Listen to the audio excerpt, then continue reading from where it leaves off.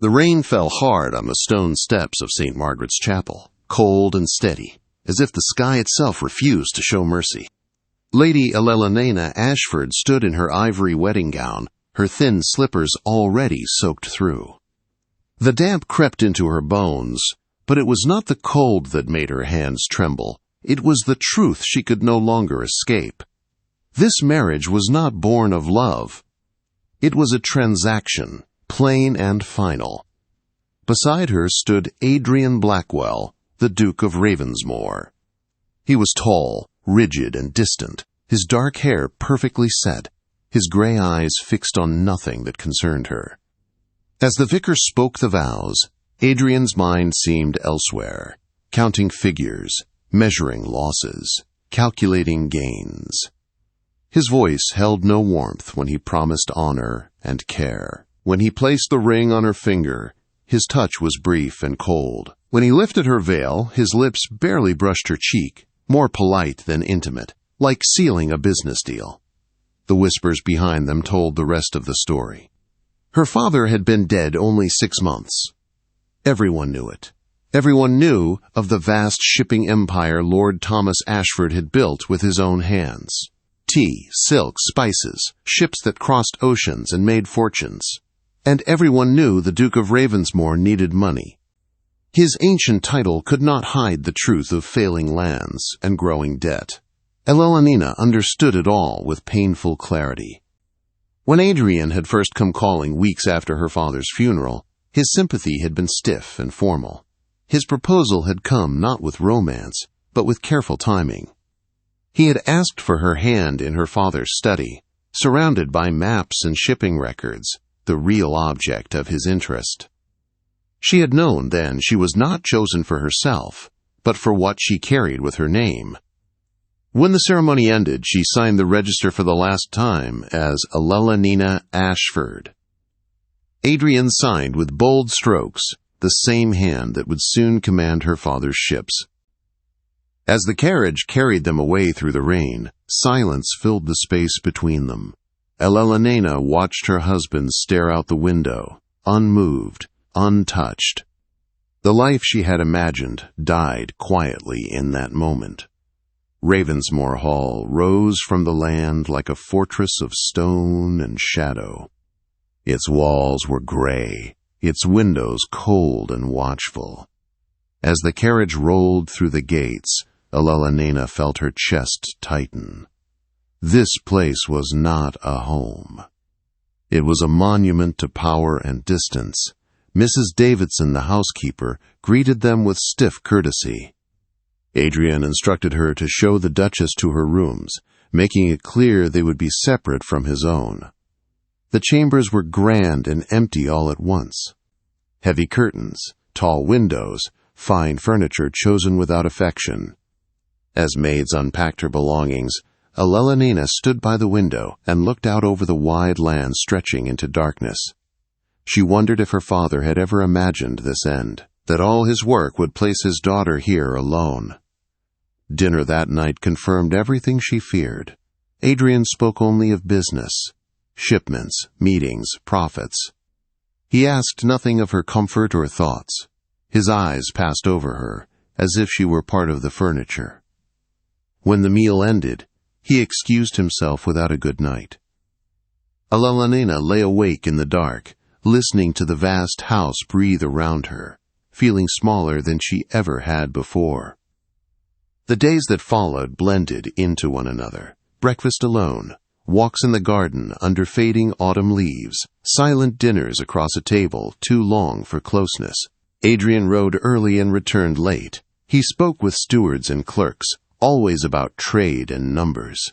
Elelena became invisible, and invisibility carried its own quiet pain. One afternoon, wandering through unused corridors, she discovered her father's portrait hidden away in a storage room, facing a wall. In its place in the hall hung shipping maps marked in his hand. The roots were honored. The man was not. Something hardened in her chest as she stood there, grief mixing with quiet anger. In the library she found old ledgers. The truth stared back at her from the pages. Ravensmore was failing. Debt pressed in from every side. Adrian had not married her out of greed alone, but desperation. He had been close to ruin. The knowledge did not excuse his coldness, but it explained it. She found her father's letters next, written to Adrian during the courtship. They spoke of hope, of trust, of care for his daughter. Elelonina wept openly then, mourning not only her father, but the future he had believed possible for her. She realized Adrian had never asked what she knew, never considered that she had been trained beside her father, learning routes, winds, and markets. Days later, she dared to speak. She offered a small suggestion about a shipping route to Mr. Thornton, the steward. He dismissed her gently, as one humors a child. The frustration burned deep. She was losing more than affection. She was losing herself. Then one evening, something changed. Adrian sat at dinner with a telegram crushed in his hand. His face was tight with strain. He drank more than usual.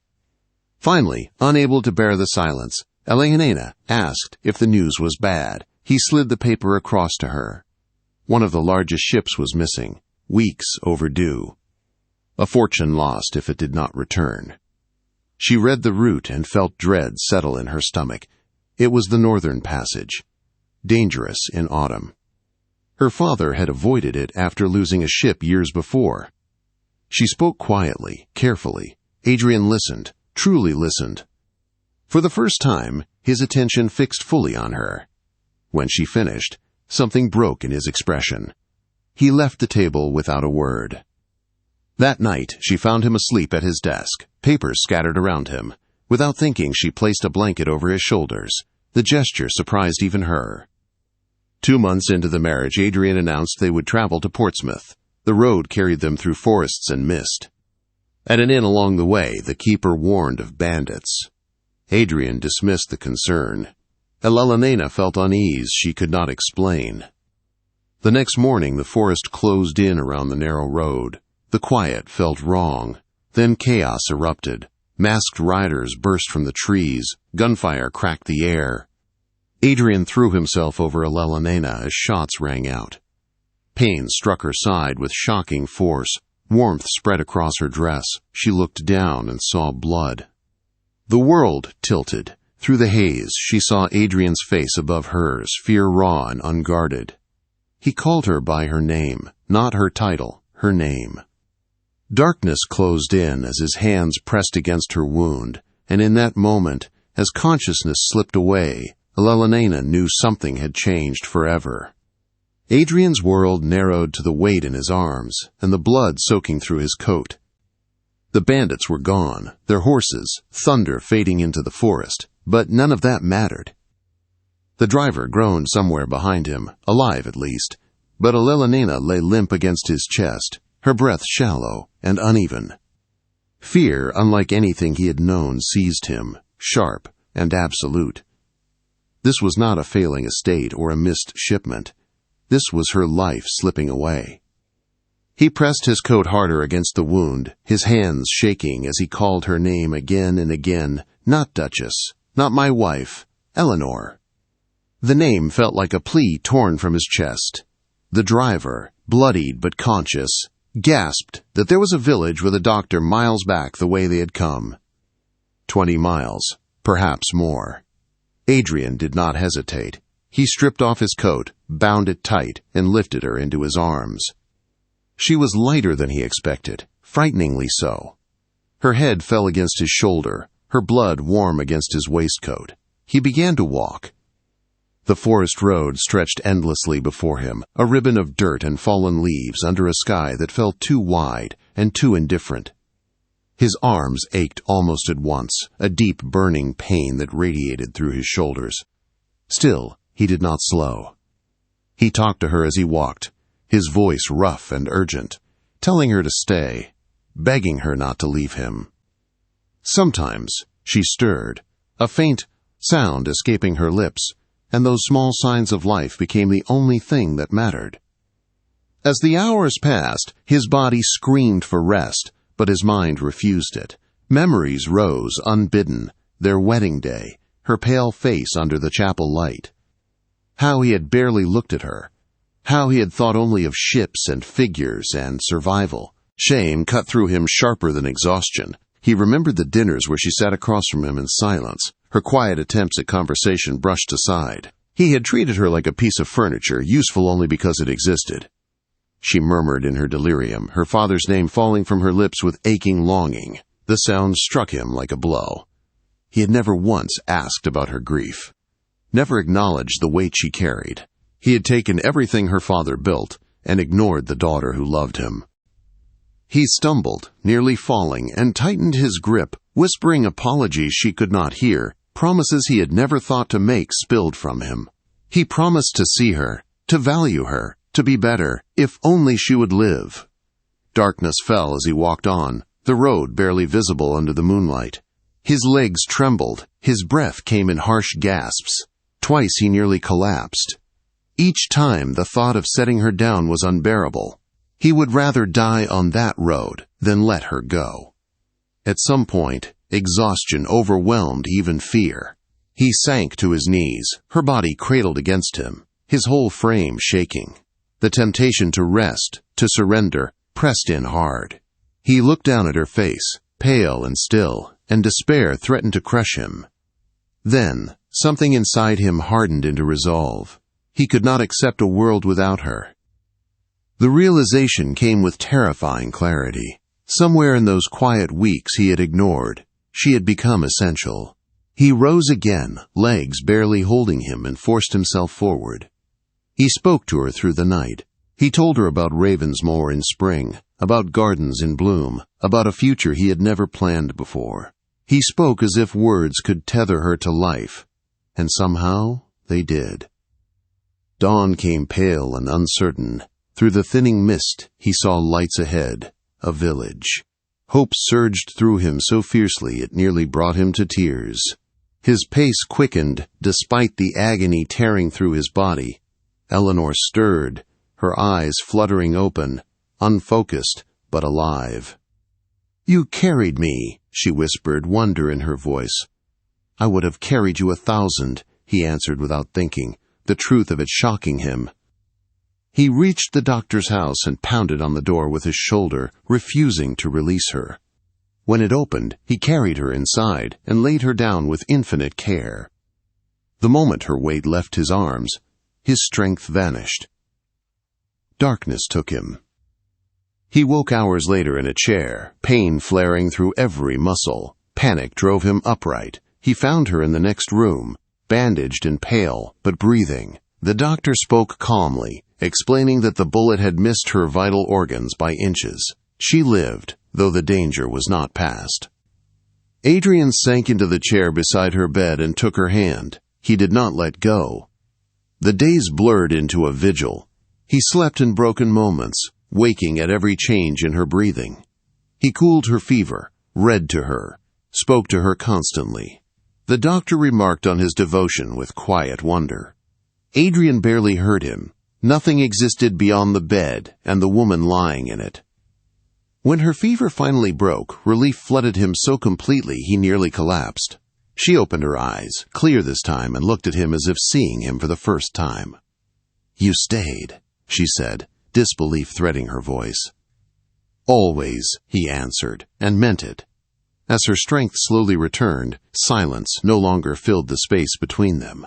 One afternoon she asked the question that had waited too long. "Why did you marry me, Adrian?" He told her the truth, about the debts, the desperation, the cold calculation.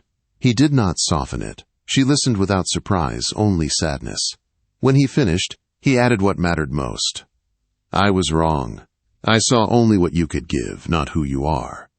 She asked him who he was then, and for the first time in his life he answered honestly. He spoke of a childhood without warmth, of learning early that feeling was weakness.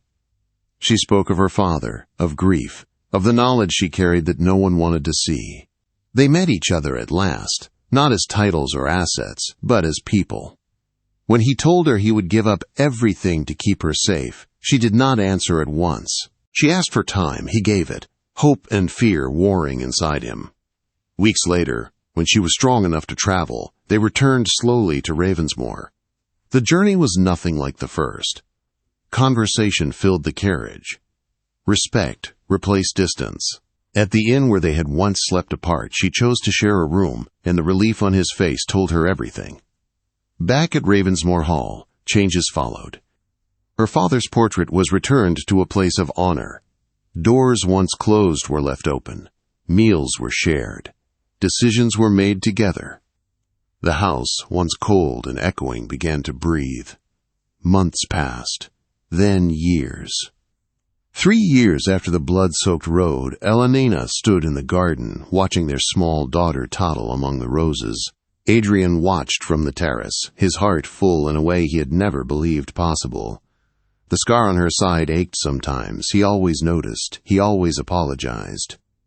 "I am not sorry," she always replied. "It reminds me of the night you carried me, of the moment you became truly my husband." And as they stood together, their child between them, Ravensmore Hall glowed warm in the fading light, no longer a monument to cold ambition, but a home built from courage, repentance, and a love born in darkness and carried into the light. Spring returned to Ravensmore Hall with quiet determination, pushing green shoots through soil that had long known only restraint and order. The gardens, once trimmed with cold precision, softened under Eleanor's care. She planted flowers her father had loved, choosing colors for warmth rather than fashion. Adrian watched these changes with a sense of awe, as though the land itself was learning to breathe again. Life settled into a new rhythm, fragile at first, then steady. Breakfasts were taken together in the morning room where sunlight spilled across the table. Adrian no longer hid behind ledgers. He asked Eleanor's thoughts, listened without interruption, and acted on her counsel. The shipping business began to change under their shared management. Routes adjusted with care rather than haste. Partnerships renewed with trust instead of pressure. Slowly, almost quietly, Ravensmore's fortunes improved. But the greater change was not measured in profits. One evening, as Eleanor rested by the fire, Adrian knelt before her, his expression solemn in a way that carried no distance. He took her hands, scarred now by healing, and spoke with the same raw honesty that had carried him through the forest months before. "I need to say this plainly," he said, "not as a duke, not as a man who owes you his future, but as someone who loves you." The word hung between them, unadorned and real. "I love you," he repeated, "not for what you brought to me, not for what you saved, but for who you are, for your strength, your patience, your courage." Eleanor felt tears rise, not from pain, but from recognition. She had waited so long to be seen. She rested her forehead against his and answered softly, "I love you too. Not because you carried me, though that saved my life, but because you chose to change." From that night on, there was no question between them. Their marriage, once hollow, became deliberate and alive. They disagreed at times. Old habits surfaced. But they faced each conflict openly, choosing conversation over silence, truth over comfort. When Eleanor discovered she was expecting a child, Adrian reacted not with calculation, but with wonder so pure it stole her breath. He was afraid in ways he had never been afraid before, not of loss or failure, but of not being enough. Eleanor steadied him, reminding him that love was learned in action, not perfection. Their daughter Catherine arrived on a warm spring morning, her cry filling the house with sound that banished the last echoes of emptiness. Adrian held his child with reverence, tears slipping freely down his face. Eleanor watched him and knew without doubt that the man who once feared feeling had become someone capable of deep, unwavering devotion. Years passed gently. Ravensmore Hall became a place of laughter and light. Servants spoke in hushed tones of the Duke's transformation, of the way his voice softened when he spoke to his wife, of the way he knelt in the garden to let his daughter place flowers in his hands. Sometimes, on quiet evenings, Eleanor would trace the scar on her side, the dull ache reminding her of the road through the forest, of blood and fear and desperate footsteps in the dark. Adrian always noticed. He always tightened his arm around her and whispered an apology that never grew old. "I am not sorry," she would tell him, just as she always had. That scar is where our truth began.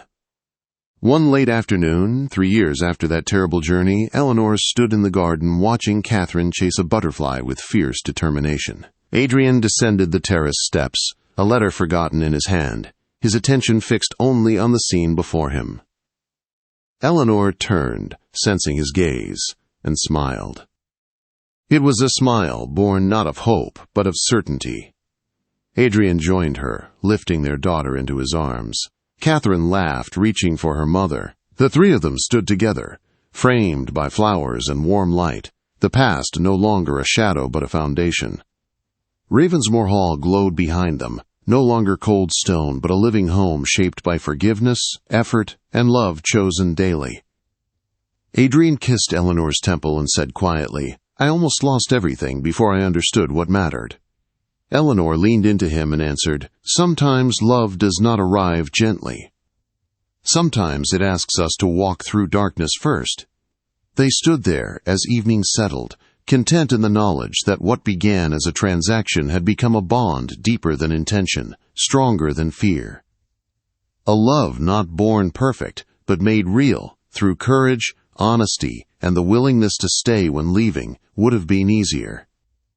And in that choice, made again and again, they found a happiness neither had believed possible.